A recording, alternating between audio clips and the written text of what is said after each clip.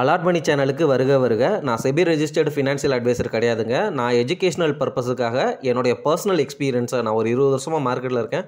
அதை தான் உங்கள்கிட்ட ஷேர் பண்ணுறேன். நீங்கள் எந்த முடிவு எடுக்கிறதா இருந்தாலும் உங்கள் நிதி ஆலோசகரை அணுகி அதுக்கப்புறம் பணத்தை போடுறதை பற்றி முடிவு பண்ணுங்கள். நன்றி. அலாட் மணி சேனலுக்கு வருக வருக. இந்த சேனலுக்கு இன்னும் நீங்கள் சப்ஸ்கிரைப் பண்ணலைன்னா தயவு செஞ்சு சப்ஸ்கிரைப் பண்ணிக்கோங்க. பெல் பட்டனையும் கிளிக் பண்ணிக்கோங்க.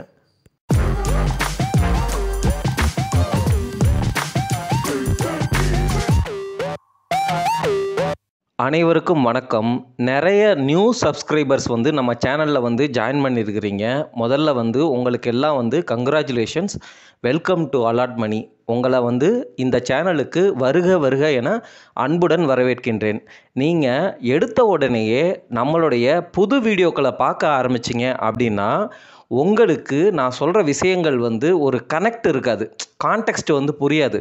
நான் என்ன உங்ககிட்ட ரெக்வஸ்ட் பண்ணுறேன்னா, அதுவும் ஹம்பிளாக ரெக்வஸ்ட் பண்ணுறேன்னா, உங்களுக்கு டைம் இருக்கும் பொழுதெல்லாம் நம்ம போட்ட வீடியோக்கள் நிறைய வீடியோக்கள் இருக்குது, பிளேலிஸ்ட் நிறைய இருக்குது. அது எல்லாத்தையும் கொஞ்சம் கொஞ்சம் பாருங்கள். நீங்கள் கண்டிப்பாக ஒரு மெச்சூர்டான இன்வெஸ்டராக மாறுவீங்க அப்படிங்கிறதுல எனக்கு சந்தேகமே கிடையாது. புதுசாக உடனே ஏதாவது ஒரு ஸ்டாக் பேரை நான் பேசுகிறேன் அப்படின்னா அதை போய் வாங்கிடாதீங்க. நான் செபி ரெஜிஸ்டர்ட் அட்வைசர் கிடையவே கிடையாது.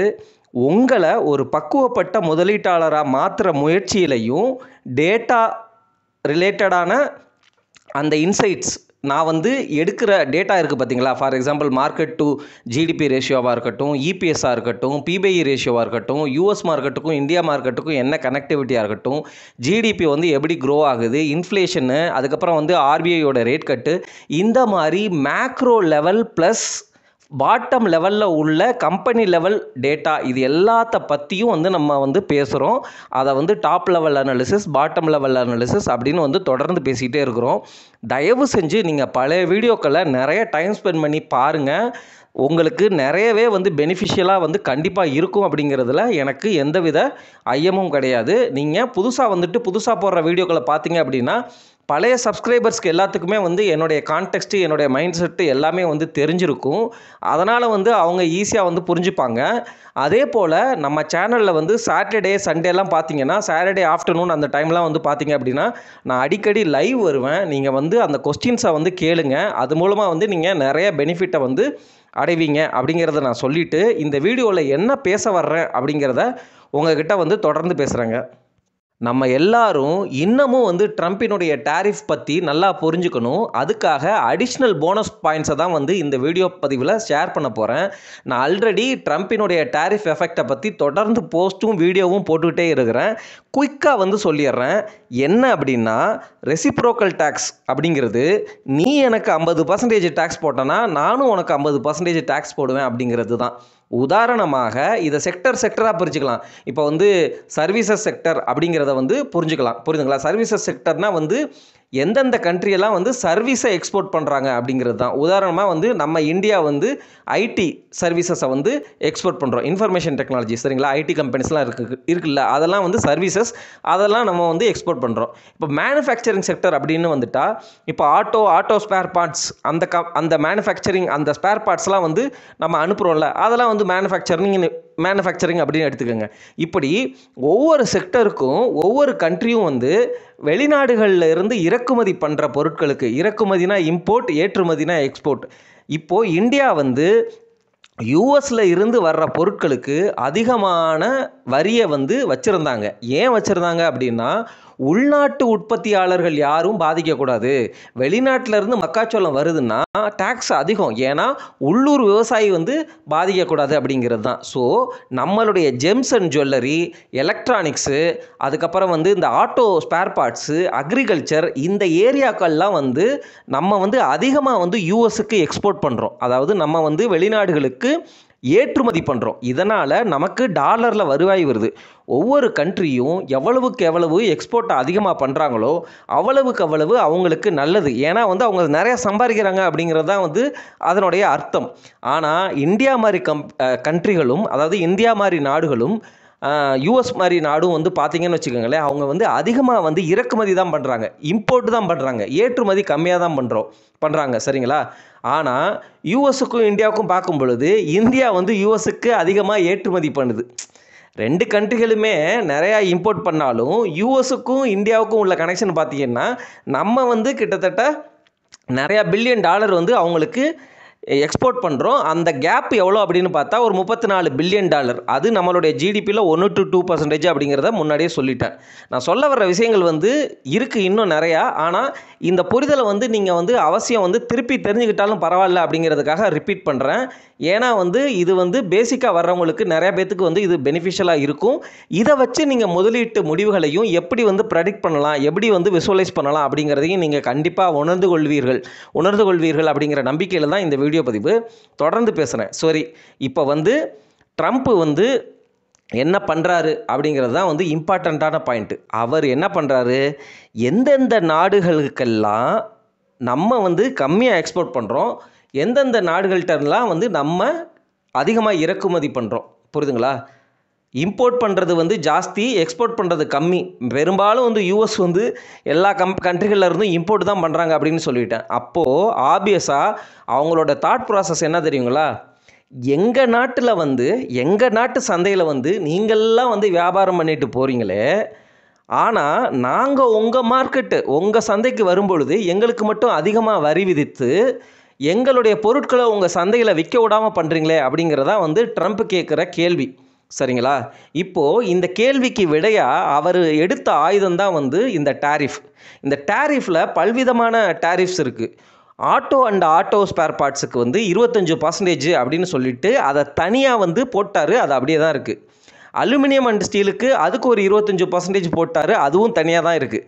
புரியுதுங்களா? இப்போது ரீசெண்டாக அனௌன்ஸ் பண்ணது ரெசிப்ரோக்கல் டேரிஃப். நீங்கள் எனக்கு மேனுஃபேக்சரிங் செக்டரில் 50% போட்டால் நான் உனக்கு 25% இங்கே டேரிஃப் போடுறேன் அப்படின்னு சொல்லிட்டு, நான் ரொம்ப கைண்டாக இருக்கேன் அப்படின்னு சொல்லிட்டு பாதி பர்சன்டேஜ் தான் வந்து டேக்ஸை வந்து ரெசிப்ரோக்கல் டேக்ஸை டேரிஃபை சரிங்களா இப்போ ரீசெண்டாக அனௌன்ஸ் பண்ணாது. அதன் அடிப்படையில் இந்தியா வந்து 52% என்னமோ வந்து நம்ம யூஎஸ் பொருட்களுக்கு டேக்ஸ் விதிக்கிறோம். அதனால் வந்து நமக்கு 26% வந்து ரெசிப்ரோக்கல் டேரிஃபை அவர் போட்டுட்டு என்ன சொன்னார் அப்படின்னா 10% வந்து எல்லா கண்ட்ரிகளுக்கும் வந்து பேஸ், அதுதான் வந்து டேரிஃப். எங்கள் சந்தையில் வந்து நீங்கள் வந்து விற்பனை பண்ணணும் அப்படின்னா, விச் மீன்ஸ் விற்பனை பண்ணணுன்னா என்ன அர்த்தம், மற்ற கண்ட்ரிகள்லாம் யூஎஸுக்கு எக்ஸ்போர்ட் பண்ணுறாங்க அப்படிங்கிறது அர்த்தம், யூஎஸ் வந்து இம்போர்ட் பண்ணுறது அப்படிங்கிறது தான் அர்த்தம். ஸோ நீங்கள்லாம் வந்து எங்கள் கண்ட்ரியில் வந்து நீங்கள் விற்பனை பண்ணணும் அப்படின்னா எங்களுக்கு மினிமமாக 10% டேரிஃப் கொடுங்க அப்படிங்கிறது தான் வந்து ஃபஸ்ட்டு பேஸ் லைனு. அதன் பிறகு ஒவ்வொரு கண்ட்ரியும் வந்து யூஎஸுக்கு எவ்வளோ டேக்ஸ் போட்டிருக்கிறாங்களோ அதில் பாதியை தான் வந்து ரெசிப்ரோக்கல் டேரிஃபாக அனௌன்ஸ் பண்ணார். அனௌன்ஸ் பண்ணிவிட்டு இப்போது 90 நாட்களுக்கு வந்து அதை வந்து பாஸ் பண்ணியிருக்கிறாரு. அதாவது இடைநிறுத்தம் பண்ணி வச்சுருக்கிறாரு. சைனாவை தவிர மற்ற எல்லா கண்ட்ரிகளுக்கும். சைனாவுக்கு மட்டும் போட்டிருந்த ரெசிப்ரோக்கல் டேரிஃபை இன்னமும் வந்து அதிகப்படுத்திட்டார். சரிங்களா? ஸோ இன்றைக்கி யூஎஸ் மார்க்கெட் மறுபடியும் வந்து உடஞ்சிருக்கு. ஏன்னா வந்து இந்த சைனாவுக்கும் யூஎஸுக்கும் நடக்கிற ட்ரேடு வார் இன்னமும் வந்து இன்டென்ஸ் ஆகுதே அப்படிங்கிற கவலையினால் மார்க்கெட்டு மறுபடியும் உடையுது. யூஎஸ் மார்க்கெட்டு நேற்று 10-12% ஏறின மார்க்கெட்டு மறுபடியும் இன்றைக்கி வந்து 7% கிட்ட கீழே உடஞ்சி தான் இருக்குது. நான் இப்போ ரெக்கார்ட் பண்ணும் பொழுது. சரி, நான் சொல்ல வர்ற முக்கியமான கருத்து இருக்குது, அதை வந்து தொடர்ந்து கேட்டுப்போங்க. ட்ரம்ப்பு 90 நாட்களுக்கு இடைநிறுத்தம், அதுவும் அவசர கதியில் கடைசி நொடியில் வந்து முடிவெடுக்கிறாரு. ஆனால் அதுக்கு பின்னாடி உள்ள அரசியலும் அதுக்கு பின்னாடி உள்ள அந்த சூட்சமங்களையும் நீங்கள் புரிஞ்சுக்கிட்டீங்களா அப்படிங்கிறது தெரியலை. அதுக்காகத்தான் இந்த வீடியோ பதிவு. நம்ம மெம்பர்ஷிப் வீடியோக்கள்லாம் நீங்கள் வந்து பார்க்குறவராக இருந்திருந்தால் இந்த கருத்துக்கள்லாம் நான் உங்களுக்கு முன்னாடியே ஷேர் பண்ணிட்டேன். நீங்கள் ஐ எம் ஷுர் அதன் அடிப்படையில் வந்து நல்ல வந்து இன்வெஸ்ட்மெண்ட் டெசிஷன்ஸை மேட் பண்ணியிருப்பீங்க அப்படின்னு நான் நம்புகிறேன். ஏன்னா வந்து ட்ரம்ப் அவர்களுடைய அரசியல் நோக்கம் வந்து என்னவா இருக்குது அப்படிங்கிறத நான் சொல்லிட்டேன். ஸோ உங்களுக்காக திருப்பி சொல்கிறேன், அதை வந்து வேறு விதமாக சொல்கிறேன். ஏன்னா வந்து எளிமையாக நீங்கள் வந்து புரிஞ்சுக்கணும் அப்படிங்கிறதுக்காக. இப்போ ட்ரம்ப் வந்து எல்லா நாட்டுக்கும் வந்து டேரிஃப் போட்டால் என்ன நடக்கும், அவங்க நாட்டு மக்களுக்கு இன்றைக்கி $100 விற்றுட்டு இருந்த பொருள் நாளைக்கு வந்து அது $127 இருக்கும். அந்த பொருள் இந்தியாவிலேருந்து வந்திருந்தா. ஆனால் அதே பொருள் வியட்நாமிலேருந்து வந்திருந்தா அந்த பொருளினுடைய விலை $145 இருந்திருக்கும்.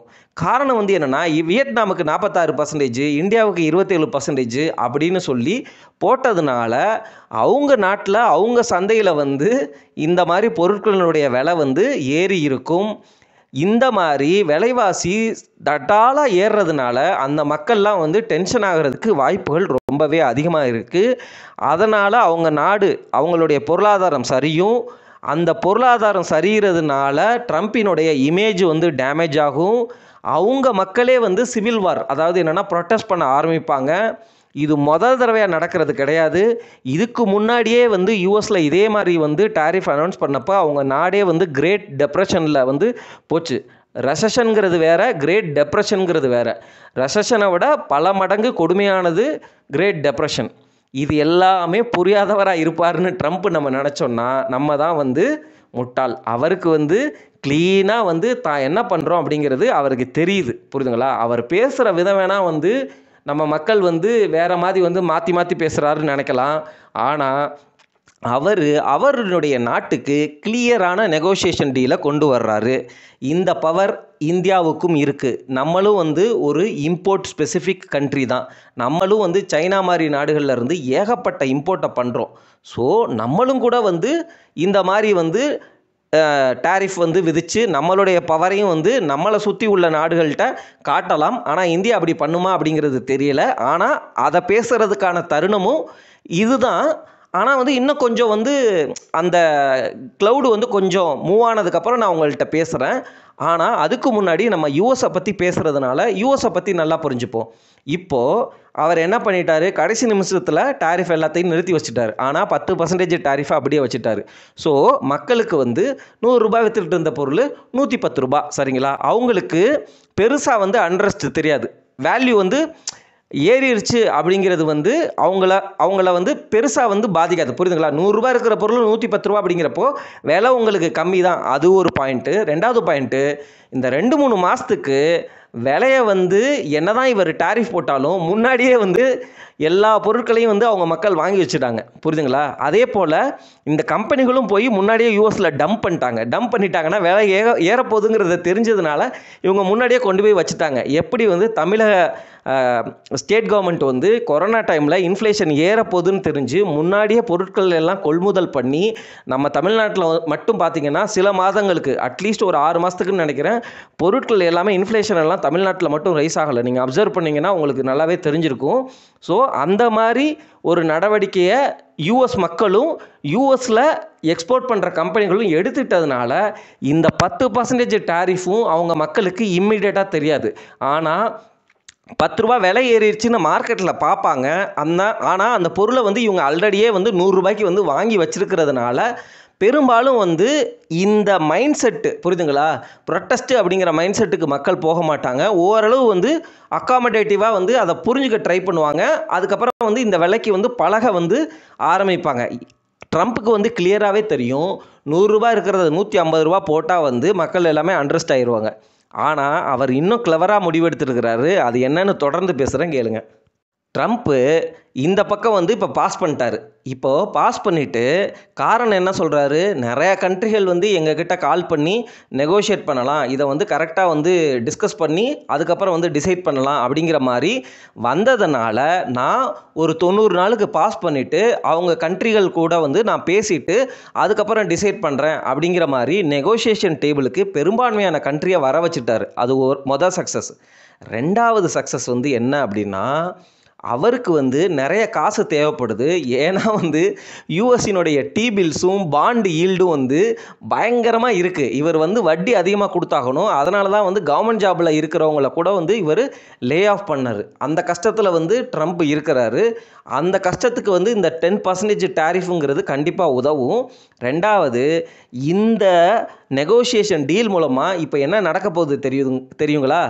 என்ன நடக்க போகுதுன்னா, அமெரிக்க பொருட்கள் என்னென்னலாம் எக்ஸ்போர்ட் பண்ணுறாங்களோ அது எல்லாமே வந்து உலக சந்தைகளில், இப்போ இந்தியா மாதிரி மார்க்கெட்டில், மற்ற மார்க்கெட்டில் எல்லாம் நல்லா விற்பனையாக போகுது. அதனால் அமெரிக்காவுக்கு இன்னும் வருமானம் கூட போகுது. புரியுதுங்களா?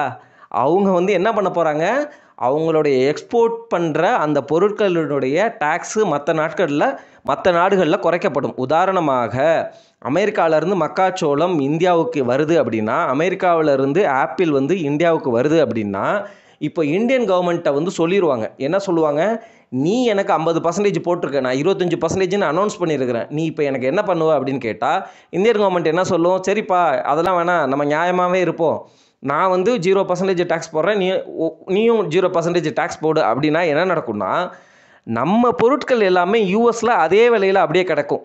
புரியுதுங்களா? அதனால் நமக்கு எக்ஸ்போர்ட் அப்படிங்கிறது பெருசாக பாதிப்பை அடையாது. புரியுதுங்களா? எக்ஸ்போர்ட்டு அப்படிங்கிறது நமக்கு இது வரைக்கும் தொடர்ந்து வந்த அந்த எக்ஸ்போர்ட் ரெவன்யூ, அந்த காசு, அந்த டாலர் இன்கம் அப்படிங்கிறது ட்ரம்ப் 0 டேரிஃப் அப்படின்னு அனௌன்ஸ் பண்ணார் அப்படின்னா இந்தியாவுக்கு வந்து இது வரைக்கும் எவ்வளோ லாபம் கிடச்சிட்டு இருந்துச்சோ அதே மாதிரி டாலர் இன்கம் நமக்கு தொடர்ந்து வர ஆரம்பிக்கும். ஆனால் யூஎஸ்ஸினுடைய பொருட்களுக்கு இந்திய சந்தையில் டேக்ஸ் விதிக்காததுனால நம்ம உள்நாட்டு உற்பத்தியாளர்களும் உள்நாட்டு விவசாயிகளும் பாதிப்படைவார்கள். ஆனால் நம்ம இந்தியன் கன்சியூமர்ஸுக்கு அமெரிக்க பொருட்கள் நல்ல விலையில் சீப்பாக கிடைக்கிறதுக்கும் வாய்ப்புகள் நிறைய இருக்குது. இதுதான் வந்து அவர் ட்ரை பண்ணுறாரு. ஸோ அமெரிக்க மக்கள்கிட்டருந்து டேரிஃப்னு ஒரு 10% எடுத்துக்கிட்டு உலக நாடுகள்கிட்ட எல்லாம் வந்து என்னுடைய பொருட்களுக்கு நீ வந்து டேக்ஸை குறை அப்படின்னு சொல்லி குறைக்க வச்சு அவங்க நாட்டுக்கு எக்ஸ்போர்ட் இன்கமையும் வந்து அதிகரித்து ட்ரம்ப் வந்து தன்னுடைய அரசியல் தந்திரத்தை அற்புதமாக எக்ஸிக்யூட் பண்ணுறாரு. தி பவர்ஃபுல் மேன் அப்படிங்கிறத இன்டர்னலாக அவர் ப்ரூவ் பண்ணிட்டு தான் இருக்கிறாரு அப்படிங்கிறது தான் என்னுடைய பாயிண்ட் ஆஃப் வியூங்க. இது மட்டும் இல்லாமல் நான் தொடர்ந்து இன்னும் வந்து சில போனஸ் டிப்ஸ் இருக்குது, 1-2 போனஸ் டிப்ஸ் இருக்குது, அதையும் கேட்டு போயிருக்கேன். இந்த ட்ரம்ப்பினுடைய டேரிஃப் எஃபெக்ட்னால என்ன நடக்க போகுது, என்ன நடந்துகிட்ருக்கு, மார்க்கெட்டு செம்ம வாலட்டைலாக இருக்க போகுது. சரிங்களா? நீங்கள் 30% டேக்ஸ் ஸ்லாபில் இருக்கிறவராக இருந்திருந்தால் ஆர்பிட்ராஜ் ஃபண்டு அப்படிங்கிறத நீங்கள் முன்னாடியே வாங்கியிருக்கணும். எப்போ வாங்கியிருக்கணும்? இந்தியன் எலெக்ஷனுங்கிறது சென்ட்ரல் கவர்மெண்ட் எலெக்ஷன் வந்துச்சு பார்த்தீங்களா, மே மாதமோ ஜூன் மாதமோ, அந்த டைமே நீங்கள் வாங்கியிருந்தீங்கன்னா அப்போ ஒரு வாலட்டாலிட்டி. அதுக்கப்புறம் வந்து ஸ்டேட் கவர்மெண்ட் எலெக்ஷன்லாம் வந்துச்சு. சரிங்களா? அப்போ ஒரு வாலட்டாலிட்டி. அதே சமயத்தில் யூஎஸ் பிரசிடென்சி எலெக்ஷன் வந்துச்சு, அப்போது ஒரு வாலட்டாலிட்டி. ஜோ பைடன் வந்து அவர் பிரசிடெண்ட்டாக இருக்கும் பொழுதே இந்த 1.5 மாதத்தில் வந்து ட்ரம்ப் வந்து எலெக்ட் ஆகிட்டார், ஜெயிச்சிட்டாரு அப்படிங்கிறதுனால கோல்டு ஸ்டாக் மார்க்கெட்லாம் ஏறிச்சு, அப்போது ஒரு வாலட்டாலிட்டி. ஆனால் எலெக்ஷன் டைம்லேயே வந்து ட்ரம்ப் என்ன சொல்லிட்டாரு, நான் டேரிஃப் போடுவேன், வெளிநாட்டு மக்களை வந்து நாட்டை விட்டு கடத்துவேன் அப்படிங்கிற மாதிரி போல்டான ஸ்டெப்ஸ் எல்லாம் வந்து சொல்லியிருந்தார். சரிங்களா? அப்போ அதை தான் எக்ஸிக்யூட் பண்ண போவார் அப்படிங்கிறது நமக்கு தெரிஞ்சிருச்சு. அப்போ உள்ளே வந்தவுடனே அதை ஆயுதமாக கையில் எடுத்தவுடனே மறுபடியும் வாலட்டாலிட்டி. இந்த மாதிரி வாலட்டாலிட்டி இருக்கிற சமயத்தில் உங்களுக்கு ஆர்பிட்ராஜ் ஃபண்டில் ரொம்ப சேஃபாகவே 7% ரிட்டர்னுங்கிறது கிடச்சிரும் அப்படிங்கிறது ஒரு பாயிண்ட் ஆஃப் வியூ. இது தவிர இந்த மாதிரி வாலட்டைல் கண்டிஷன்ஸில் எந்த மாதிரி அசட் கிளாஸு அல்லது எந்த மாதிரி இன்வெஸ்ட்மெண்ட் பண்ணணும் அப்படிங்கிற உங்களுடைய தாட்ஸை வந்து கமெண்ட்ஸில் சொல்லுங்கள். நீங்கள் சரியாக தான் யோசிக்கிறீங்களா இல்லையா அப்படிங்கிறத நான் வெரிஃபை பண்ணிட்டு உங்கள்ட்ட சொல்கிறேன். இன்னமும் வந்து சில அசட் கிளாஸஸ் இருக்குது, அதை பற்றி நான் வந்து பின்னாடி சொல்கிறேன். சரி, மார்க்கெட் வந்து வாலட்டைலாக இருக்கும், அது வந்து ஒரு முக்கியமான பாயிண்ட்டு, போனஸ் பாயிண்ட்டு. 2வது பாயிண்ட் வந்து என்ன அப்படின்னா, தொடர்ந்து பேசுகிறேன் கேளுங்க. இந்த அன்சர்டனிட்டி பிகாஸ் ஆஃப் ட்ரம்ப்பினுடைய டேரிஃப் அப்படிங்கிறதுனால மார்க்கெட் இது வரைக்கும் பயங்கரமாக உடஞ்சிச்சு. இனிமேல் வந்து இந்த அளவு உடையாது. புரியுதுங்களா? அதாவது சைனாவினால் மட்டுமே வந்து அதிகமாக யூஎஸ் மார்க்கெட் உடைப்படுமே தவிர நம்ம இந்தியன் மார்க்கெட்டில் வந்து இந்த ட்ரம்ப்பினுடைய டேரிஃப் எஃபெக்ட்னால நம்ம மார்க்கெட் வந்து இது வரைக்கும் உடஞ்சிட்டு இருந்த அளவுக்கு உடையாது. Point is very simple. அதனால் இந்த அன்சர்டனிட்டி ட்ரம்ப்பினுடைய டேரிஃப் இந்தியன் மார்க்கெட்டுக்கு வந்து ஓரளவு முடிவுக்கு வந்துருச்சு. இனிமேல் வந்து இந்த அளவுக்கு ஒரே நாளில் வந்து 8% அந்த மாதிரிலாம் உடஞ்சிச்சுல்ல, அந்த அளவுக்கு வந்து உடையிறதுக்கு வாய்ப்புகள் ரொம்ப ரொம்ப கம்மி. இது வந்து கிட்டத்தட்ட வந்து பார்த்தீங்க அப்படின்னா மற்ற கண்ட்ரிகளோட கம்பேர் பண்ணும்பொழுது இந்தியாவுக்கு ஒரு பாசிட்டிவாகவும் எனக்கு வந்து தெரியுதுங்க. ஏன்னா வந்து வியட்நாமு மற்ற கண்ட்ரிகளோடைய டேக்ஸோட கம்பேர் பண்ணும்பொழுது நம்ம நாட்டுக்கு டேக்ஸ் கம்மியாக இருக்கிறதுனால சில ஏரியாக்களில் வந்து நமக்கு வாய்ப்புகள் வர்ற மாதிரியும் தெரியுது. அதே சமயம் பைலேட்ரல் அக்ரிமெண்ட் அப்படிங்கிற மாதிரி வந்து இந்தியா வந்து தொடர்ந்து நெகோஷியேட் பண்ணிகிட்டே இருக்கிறாங்க யூஎஸ் கூட. ஸோ அதனால் நம்ம மார்க்கெட் வந்து கண்டிப்பாகவே வந்து இந்த ட்ரம்ப்பினுடைய டேரிஃப் எஃபெக்டில் இருந்து சில வாய்ப்புகளையும் சில இடத்துல விட்டாலும் நமக்கு வந்து அந்த 1% to 2% ஜிடிபி அந்த இன்கம் தான் வந்து யூஎஸ்லேருந்து வருது. அது வந்து மிஞ்சி போனால் ஒரு 1/2% போகுது அப்படின்னு வச்சாலும் நமக்கு ஸ்டில் வந்து அந்த 1% ஜிடிபியை வந்து நமக்கு கிடச்சிரும் அப்படிங்கிற ஒரு பாயிண்ட்டு.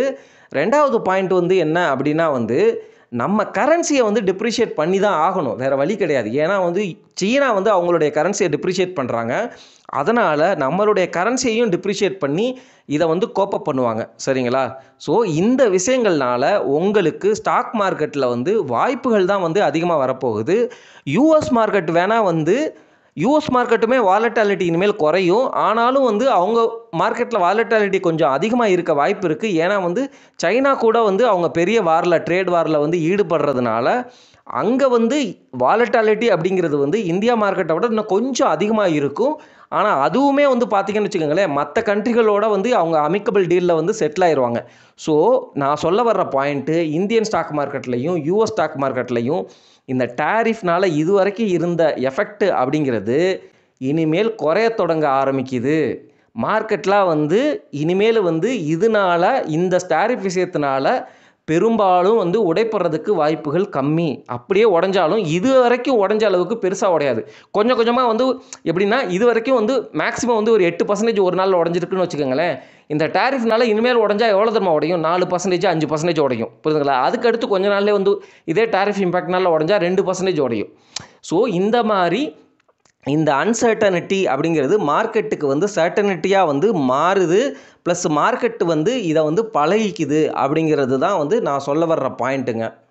என்னதான் வந்து ரெசிப்ரோக்கல் டேரிஃபினுடைய அன்சர்டனிட்டி ஒரு முடிவுக்கு வரப்போகிறது நமக்கு தெரிஞ்சாலும், அவர் இன்னமும் வந்து ஆட்டோ ஸ்பேர் பார்ட்ஸுக்கு 25% டேக்ஸ் அனௌன்ஸ் பண்ணதை ரிமூவ் பண்ணலை. புரியுதுங்களா? இதில் நம்ம புரிஞ்சுக்க வேண்டியது, ஆட்டோ ஸ்பேர் பார்ட்ஸ் கம்பெனிகளை நீங்கள் கை வைக்கிறீங்க அப்படின்னா, வாங்க போகிறீங்க அப்படின்னா, for example Motherson Sumi, Bosch அல்லது வந்து எந்த கம்பெனிகள்லாம் இருக்குதோ, புரியுதுங்களா? அந்த செக்டரில் நீங்கள் போய் பார்த்தீங்கன்னா, ஆட்டோமொபைல் அண்ட் ஆன்சிலரிஸ் போட்டிங்க அப்படின்னா, எந்தெந்த கம்பெனிகள்லாம், அந்த சோனா பிஎல்டபிள்யூ அந்த கம்பெனியெல்லாம், சரிங்களா? அதை பற்றி நம்ம ஆல்ரெடி ஒரு வீடியோ கூட போட்டிருக்கோம் நம்ம சேனலில், நீங்கள் வந்து போய் பாருங்கள். ஸோ அதுக்கெல்லாம் 25% டேக்ஸ் போட்டிருக்கிறாரு. எந்தெந்த கம்பெனிகள்லாம் ஸ்பேர் பார்ட்ஸை யூஎஸுக்கு அதிகமாக எக்ஸ்போர்ட் பண்ணி அது மூலமாக வந்து சேல்ஸ் அண்ட் ரெவன்யூ சம்பாதிக்கிறாங்களோ அந்த கம்பெனிகள்லாம் இம்பேக்ட் இருக்க தான் போகுது அப்படிங்கிறது மொதல் பாயிண்ட்டு. ரெண்டாவது பாயிண்ட்டு, நம்ம வந்து யூஎஸ்னுடைய பொருட்களுக்கு விலையை குறைக்க வேண்டிய கட்டாயத்துக்கு தள்ளப்படுவோம். அதனால் உள்ளூர் உற்பத்தியாளர்கள் மஹிந்திரா அண்ட் மஹிந்திரா, டாடா மோட்டார்ஸுக்கு ஒருவேளை யூஎஸ்லேருந்து காரோ, அவங்க எந்தெந்த பொருட்கள்லாம் எந்தெந்த ஏரியாலலாம் உள்ளே வர்றாங்களோ, அக்ரிகல்ச்சர் செக்டராக இருக்கட்டும் அல்லது வந்து இந்த மாதிரி வந்து ஆட்டோமொபைல் செக்டராக இருக்கட்டும், எந்தெந்த பொருட்கள்லாம் வந்து நம்ம இம்போர்ட் பண்ணுறோமோ அந்த பொருட்களில் காம்பீட் பண்ணுற நம்ம கம்பெனிஸ் ஸ்டாக்ஸ் வந்து கொஞ்சம் இனிஷியலாக வந்து ஷார்ட் டேர்மில் வந்து டிஸ்டர்ப் ஆகும். ஆனால் அமெரிக்க கம்பெனிகளினுடைய ப்ராடக்ட் எல்லாமே குவாலிட்டியாகவும் இருந்து நம்ம மார்க்கெட்டில் விற்கிற விலைக்கு அவங்களுடைய விலை சூட்டாச்சு அல்லது கொஞ்சம் விட அதிகமாக இருந்தால் கூட வந்து அவங்களுடைய விற்பனை வந்து பிக்கப் எடுத்துரும். நம்ம கம்பெனிகள்லாம் காணாமல் போகிற அபாயமும் இருக்கிறது அப்படிங்கிறதை உணர்ந்து கொள்ளுங்கள். இந்த இடத்துல இது முக்கியமான பாயிண்ட்டு. அமெரிக்காவிலேருந்து வர்ற பொருட்களுக்கு இந்தியா என்ன மாதிரி ஸ்டாண்ட் எடுக்க போகுது அப்படிங்கிறது இப்போ இந்த பைலேட்ரல் அக்ரிமெண்ட்டில் நமக்கு தெரிஞ்சிடும். என்ன அரசல் புரசலாக நமக்கு நியூஸ் வருதுன்னா, 0% டேக்ஸை வந்து அமெரிக்க பொருட்களுக்கும் நாங்கள் போடுறோம், அதே சமயம் வந்து நீங்களும் 0% போடுங்க அப்படிங்கிற மாதிரி டாக்ஸ் போயிட்டுருக்குங்க. ஆனால் இந்த மாதிரி வந்து நம்ம அமெரிக்க பொருட்களுக்கு வரியை குறைச்சோம் அப்படின்னா ஃபார்மர்ஸ் எல்லாம் ப்ரொட்டஸ்ட் பண்ண ஆரம்பிச்சிருவாங்க, கம்பெனிகள்லாம் வந்து பிரச்சனை பண்ண ஆரம்பிப்பாங்க. அது எப்படி போகும்னு தெரில. ஸோ இந்த ப்ராப்ளம் இருக்குது, இது வந்து வரப்போகுது அப்படிங்கிறதையும் நம்ம வந்து உணர்ந்து கொள்ளலாம். இந்த இடத்துல எந்தெந்த இந்தியன் கம்பெனிகள்லாம் வந்து அமெரிக்க கம்பெனிகளோட போட்டி போட முடியும் அப்படிங்கிறது தான் வந்து நமக்கு முக்கியமான ஒரு விஷயம். டேரிஃபை குறைக்கிறதுனால அமெரிக்காவோட பொருட்கள் எல்லாம் உடனே வந்து சீப்பாக விலைக்கு கிடச்சிரும் அப்படிங்கிறது கிடையாதுங்க. பெரும்பாலும் வந்து அமெரிக்காவிலேருந்து ஒரு பொருள் உள்ளே வருது அப்படின்னா வந்து நம்மளுடைய ப்ரைஸுக்கு கண்டிப்பாக வந்து அவங்களால விற்க முடியாது. புரியுதுங்களா? அந்த பாயிண்ட்டும் இருக்குது. ஸோ எந்தெந்த ஏரியாலாம் வந்து அவங்களோட பொருட்கள் இந்திய பொருட்களுக்கு காம்பரேட்டிவாக இருக்குதோ அந்த பிரச்சனைகளில் வந்து நம்ம வந்து கொஞ்சம் நம்ம கம்பெனிகள் கொஞ்சம் தடுமாறுறதுக்கு வாய்ப்பு இருக்குது. பட் அகெயின் வந்து நம்மலாம் வந்து சைனாவில் இருந்து இம்போர்ட் பண்ணுறோம் நிறையா. ஸோ நிறையா டாக்டிக்ஸ் மேனிப்புலேஷன்லாம் இருக்குது. அந்த நம்ம கம்பெனிகள் நம்ம ஸ்டாக்ஸ் வந்து எப்படி வந்து அதை சமாளிக்கிறாங்க, அதனால தான் வந்து promoter plus corporate governance plus high management, அதாவது எஃபிஷியன்ட் மேனேஜ்மெண்ட் இருக்கிற கம்பெனியை வந்து நம்ம தேர்ந்தெடுக்கணும். அவங்க எப்படியா இருந்தாலும் ஐடியா பண்ணி கம்பீட் பண்ணுறதுக்கு தன்னுடைய நிலையை தக்க வச்சுக்கிறதுக்கு ஈஸியாக போராடி, அதாவது கஷ்டப்பட்டு போராடி ஈஸியாக வந்து தக்க வச்சுக்குவாங்க. ஏன்னா வந்து பழைய கம்பெனிகள் நல்ல எஃபிஷியண்ட்டான கம்பெனிகளுக்கெல்லாம் இது வந்து ரொம்ப கைவந்த கலையாக இருக்கும் அப்படிங்கிறத வந்து நான் சொல்லிக்கிறேங்க. அதே போல் ஃபார்மா செக்டருக்கு இன்னும் வந்து அவர் டிசைட் பண்ணலை. அதனால் ஃபார்மா செக்டர் ஸ்டாக்ஸ் வந்து பெரும்பாலும் எந்திரிக்காது. அவர் நியூஸ் விட கீழே உடைய தான் வந்து வாய்ப்பு இருக்குது. ஃபார்மா செக்டரை பற்றி நான் ஆல்ரெடி வந்து ஒரு வீடியோ நம்ம மெம்பர்ஸுக்கு போட்டிருக்கிறேன். அதனுடைய ஷார்ட் வியூ என்ன அப்படின்னா வந்து 10% தான் வந்து நம்ம வந்து அவங்களுடைய டாரிஃப் போடுறோம், புரியுதுங்களா, அவங்களுடைய ஃபார்மாவுக்கு. அதுதான் 10% கேப் தான் இருக்குது. அதை இந்தியன் கவர்மெண்ட் எப்படி ஆகியிருந்தாலும் வந்து சமாளித்து சால்வ் பண்ணிடுவாங்க. அதே சமயம் வந்து ஃபார்மாலாம் வந்து வேணும்னா வாங்கி தான் ஆகணும், சரிங்களா. ஸோ என்னை பொறுத்த வரைக்கும் நிறைய வாலட்டாலிட்டி அன்சர்டனிட்டி பீரியட் வரப்போகுது.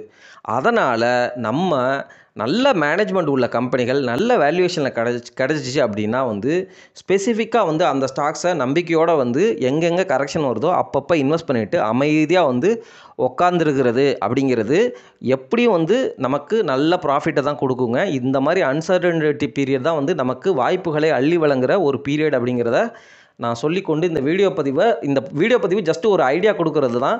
இதை பற்றி தொடர்ந்து எவால்வ் ஆகும் பொழுது இன்னும் புதுசு ஐடியா கிடைக்கும் பொழுது ஒரு கிறிஸ்டல் கிளியரான தாட்ஸோடு நான் உங்ககிட்ட வர்றேன். இப்போ வந்து நான் பேசுனது எல்லாமே உங்களுடைய சிந்தனைகளை தூண்டி விடுற மாதிரி பாயிண்ட்ஸ் தான், புரியுதுங்களா. இப்படி நடக்கலாமா அப்படி நடக்கலாமா, அப்போ எந்த கம்பெனி இருக்குது, இந்த செக்டர் இம்பேக்ட் ஆகுதா, இப்போ இந்த செக்டரில் வந்து இந்த ஸ்டாக் வந்து யூஎஸ் எக்ஸ்போஷர் இருக்கா, அப்போ யூஎஸ்லேருந்து வந்தால் என்ன மாதிரி ப்ராடக்ட் வரலாம், இந்த மாதிரிலாம் நீங்கள் வந்து உள்ளே போகும் பொழுது எந்தெந்த செக்டரில் எவ்வளோ இம்போர்ட் பண்ணுறோம், எந்தெந்த கம்பெனிகள் போகுது, எந்த மாதிரி உற்பத்தியாளர்கள் வந்து இருக்கிறாங்க நம்ம இந்தியாவில், என்ன மாதிரி பண்ணுறாங்க, இதெல்லாம் வந்து நம்ம உள்ள டீட்டெயில்டாக போகும் பொழுது தான் நம்ம ரியல் மெச்சூர்டு இன்வெஸ்டராக மாறும் பொழுது தான் நமக்கு ஐடியா கிடைக்கும். அப்போ தான் வந்து நம்ம எந்த ஸ்டாக்லேருந்து வெளியில் வரணும், எந்த ஸ்டாக்கை நம்ம போர்ட்ஃபோலியோவில் வச்சுக்கணும் அப்படிங்கிற அந்த டீட்டெயில்ஸ் நமக்கு புரியுங்க.